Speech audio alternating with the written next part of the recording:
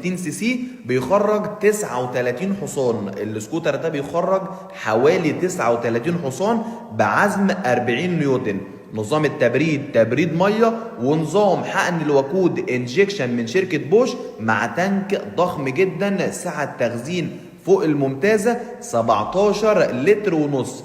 استهلاك الوقود في السكوتر اللي قدامك ده ال3 لتر ونص يمشوك 100 كيلو. وبعد ما خلصنا كلام عن الموتور هندخل مع بعض على الجزء الامامي ونشوف تفاصيله بتقول ايه. حقيقي السكوتر نازل بمواصفات جباره، يعني عندك الفرامل بتاع السكوتر نازله باكم امامي وخلفي بنظام الاي بي اس، وده من احسن انظمه الفرامل الموجوده في العالم. وكمان عامل لك 2 مساعد امامي مقلوبين عشان يدوك قوه وثبات واتزان على الطريق.